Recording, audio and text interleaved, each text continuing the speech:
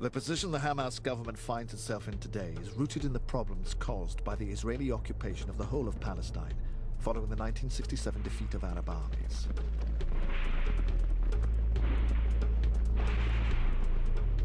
That year, the Palestinian Liberation Organization started its own armed resistance. Led by Yasser Arafat and dominated by his party Fatah, the PLO's strategy included terror attacks on Israeli targets. But after years of these attacks and a lack of progress in winning back Palestinian land, there was a significant change in direction. In 1993, Arafat agreed a deal, signing the Oslo Peace Accords, which recognized Israel's right to exist. For Hamas, it was the ultimate act of treachery. It was clear that the PLO was ready to recognize Israel in exchange for being recognized as the sole legitimate representative of the Palestinians, which means in exchange for nothing. And therefore it was a stab in the back of every Palestinian for the PLO to say it recognized the right of Israel to exist. As part of the deal with Israel, Fatah's new security forces agreed to crack down on Hamas, hunting down and imprisoning their leaders. It's the source of a virulent hatred between the two main forces in Palestinian politics. Other factions accepted a Palestinian state within the 1967 borders. Fine. They recognize Israel. But recognizing Israel means giving up the rights to 79% of historic Palestine. Today, this ongoing battle between Hamas and Fatah is played out on the streets. With foreign aid being routed through Fatah, it means Hamas's key rival holds the purse strings of Gaza's economy. Fatah are using this control to destabilize the new Hamas government, calling a mini general strike. So this week, they are ordering firemen and rubbish collectors to stay at home or they won't get paid.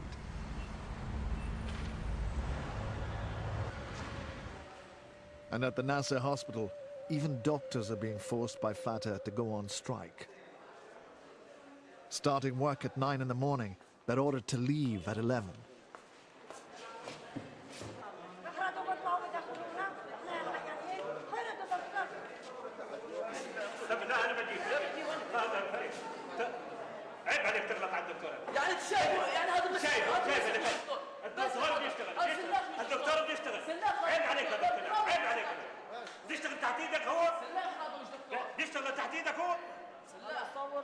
تقلب عليه الطاولة مش عيب عليك هذا الكلام؟ على راسك من الطاولة تقلب على راسه؟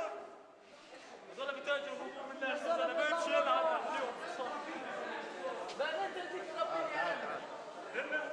تربيني انا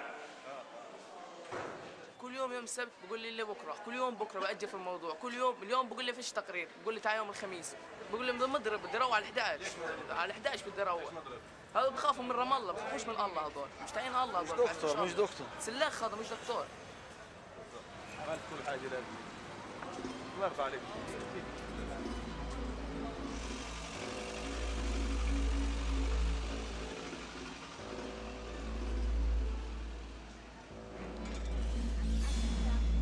Hamas's response to the Fatah campaign has been to send their foot soldiers onto the streets to replace striking workers. To deal with the lack of rubbish collection, some Hamas fighters are swapping Kalashnikovs for brooms.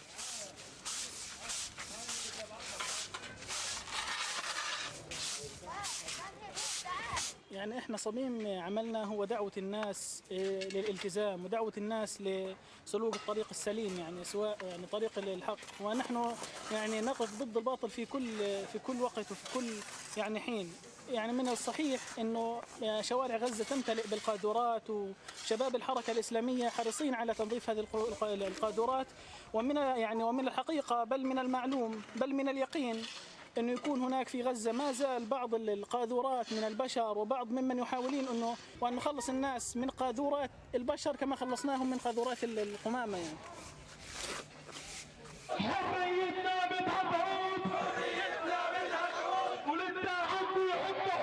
In this war of words, Fatah hits back by questioning Hamas's democratic intentions. In the first street protests since Hamas took power, journalists take to the streets demanding the right to free speech. 5 journalists have been detained by Hamas, accused of conspiring with opposition party Fatah.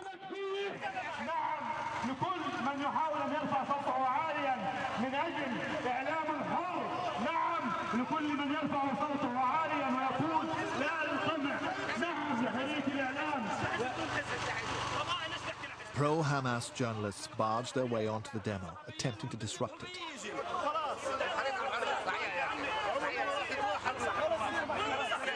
عشان طلع معنا على الفضائية مباشر بس عشان نعتقل ومدد إذا بيطلع تاني على الفضائية بده يعتقل تاني ممنوع يطلع أي حدا من ضيوف في الضفة الغربية ممنوع فضائية الأقصى عشان كده حبستوني أنا بحبس قضايا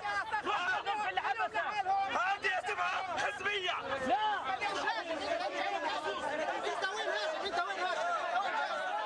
The demo descends into a partisan scuffle between Fatah and Hamas supporters. With more demonstrations promised, the pressure's getting to Hamas.